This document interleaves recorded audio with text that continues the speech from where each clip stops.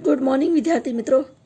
कक्षा 12 विषय भूगोल, पाठ 11 भौगोलिक जानकारी के स्रोत और उसका संकलन।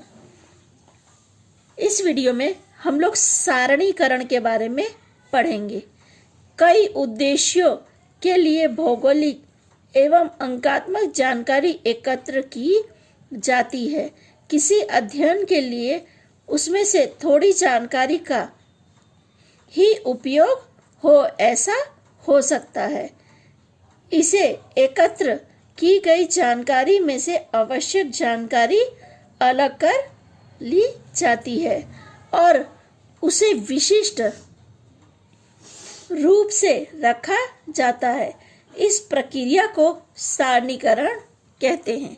यानी आपके पास भौगोलिक या अंकात्मक जानकारी है तो आप उसका अध्ययन करते हैं और उसमें से जो जानकारी आपके लिए उपयोगी है उस जानकारी को आप अलग करके रखते हैं। तो ये जो अलग करने की क्रिया है इसे सारणीकरण कहते हैं। इसीलिए यथा आवश्यक कोष्ठक तैयार किए जाते हैं। सारणीकरण यानी अलग करना, तो उसके लिए कोष्ठक बनाने की क्रिया की जाती है। ऐसे तैयार कोष्ठक में अंकात्मक जानकारी बतानी होती है। ऐसे कोष्ठक को सारणी कहते हैं या तालिका कहा जाता है। किसी भी सारणी में दी गई जानकारी वह मुख्य शीर्षक होती है। उसके साथ आवश्यक उपयोग अनुसार उप शीर्षक भी हो सकते हैं। उसमें पश्चिम पूर्व दिशा में खींचे गए खाने को पंक्ति, उत्तर दक्षिण में खींचे गए खाने को स्तंभ कहा जाता है। सारणी तैयार करने के लिए पंक्ति एवं स्तंभ का सामान्य ढांचा होना आवश्यक है। सामान्य सारणी में अंकों की जानकारी का स्रोत बनाए रखना पड़ता है। ये एक स्वीकृत शिष्टाचार है। मैं आपको आकृति दिखाती हूँ, उसकी मदद से आपको बताती हूँ। इसमें देखो दिया था किसी भी सारणी में दी गई जानकारी को दर्शाने के लिए मुख्य शीर्षक दिया जाता है। तो ये हमारा मुख्य शीर्षक है और उसके साथ भी आवश्यक और जानकारी को अलग अलग करने के लिए उप शीर्षक दिए जाते हैं। तो ये उप शीर्षक है। इसके बाद पूर्व पश्चिम दिशा में पंक्ति बनाई जाती है, तो ये आपकी पंक्ति हो जाएगी। और जो उत्तर दक्षिण दिशा है उसमें स्तंभ बनाए जाते हैं। तो देखो इसमें 1 2 3 4 5 6 6 स्तंभ बनाए गए। ये इस जानकारी के जो जानकारी इसमें दर्शानी है उस जानकारी के लिए 6 स्तंभ की आवश्यकता है, तो 6 स्तंभ बनाए गए। आपको और जानकारी ऐड करनी है तो और भी स्तंभ बना सकते हैं। यह अपनी आवश्यकता के अनुसार आप कम ज़्यादा कर सकते हैं। तो इसमें मुख्य शीर्षक, उप शीर्षक, फिर स्तंभ और पंक्तियां होती है। इसके बाद आप इसके अंदर सारी जानकारी को एकत्र करते हैं। प्राप्तीय स्रोत यह ढांचा संपूर्ण प्राथमिक स्तर का है।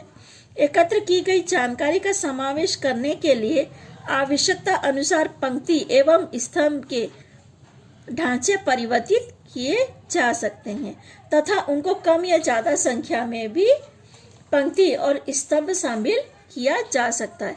जैसा मैंने बताया कि आपको आवश्यकता है और स्तंभों की, तो आप और स्तंभ भी उसमें मिला सकते हैं, या और पंक्ति की आवश्यकता है तो आप और पंक्ति का भी उसमें समावेश कर सकते हैं।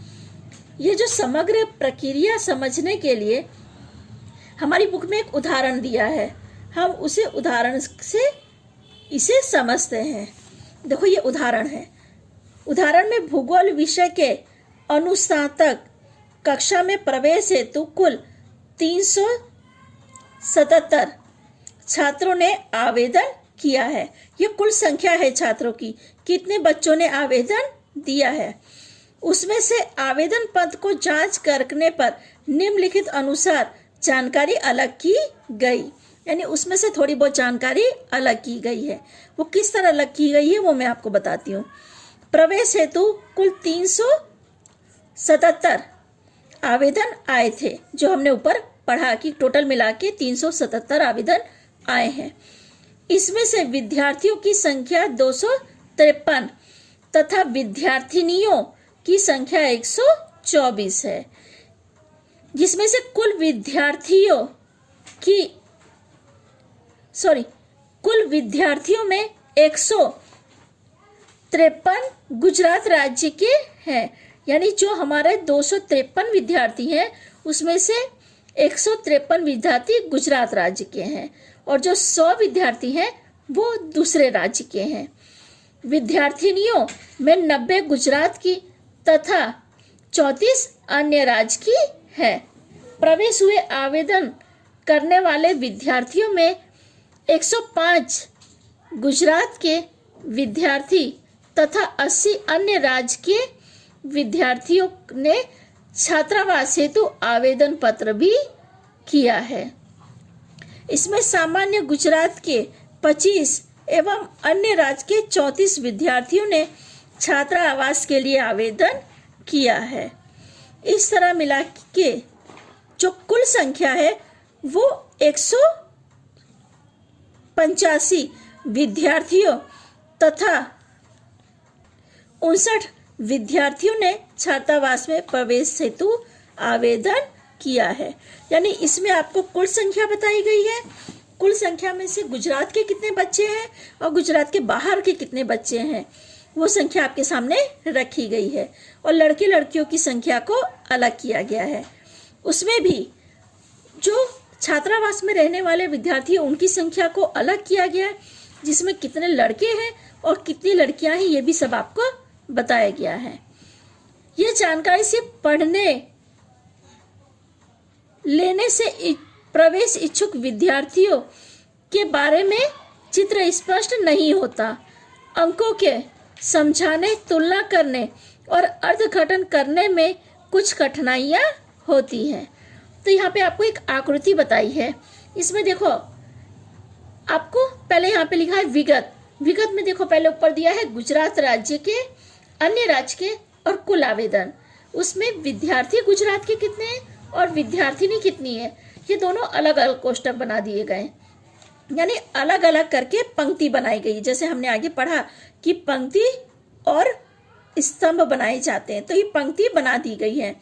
फिर अन्य राज्य के विद्यार्थी और विद्यार्थिनी, तो कुल मिला के कितने विद्यार्थी और विद्यार्थिनी हुई है और कुल संख्या यहाँ पे आपको दिखाया गया है। हमने ऊपर पढ़ा विद्यार्थी 153 थे, विद्यार्थिनी 90 थी गुजरात की, अन्य राज्य के 100 और विद्यार्थिनी 34 थी। यानी कुल मिला के 253 आवेदन स्वीकार किए गए, जिसमें विद्यार्थी है 253 और विद्यार्थिनी 124 है। यानी हमारा कुल आंकड़ा आ गया 377 का। ये हमारा आंकड़ा था, जिसमें से छात्रावास में प्रवेश हेतु जो आवेदन थे 105 विद्यार्थी गुजराती के थे और 25 विद्यार्थिनी गुजरात की थी और 80 अन्य राज्य के थे विद्यार्थी और 34 विद्यार्थिनियां अन्य राज्य की, जो छात्रावास में प्रवेश हेतु इन्होंने आवेदन दिया था। यानी यहाँ पे कुल संख्या उनकी दे दी गई। यानी जो यहाँ पे आंकड़ा आपको बताया गया है, इसमें आपको जब पूछा जाए तो आपको ढूंढना पड़ेगा। पर अगर इस तरह की सारणी आप तैयार करते हैं या तालुका आप तैयार करते हैं तो आपके पास संग्रह जानकारी बहुत आसानी से बताने के लिए उपयुक्त जानकारी आपके पास मौजूद रहेगी। इसमें से आपसे पूछा जाए कि कुल कितना आवेदन आया है, जिसमें से गुजरात का कितना है, अन्य राज्य का कितना है, तो आप आसानी से बता सकते हो। ऐसे में आपको ढूंढना पड़ेगा। पर ऐसे अगर आप तालुका बना देते हो तो हर सारणी को आसानी से आप सामने वाले को समझा सकते हैं। छात्रों के प्रवेश के संदर्भ में अंकात्मक जानकारी को इस तरह तैयार कोठे में रखने के बाद प्रवेश संबंधित बातों का अधिक स्पष्ट ख्याल आता है। इस तरह रखे गए आंकड़ों के कारण परस्पर तुलना करने में भी सरलता रहती है।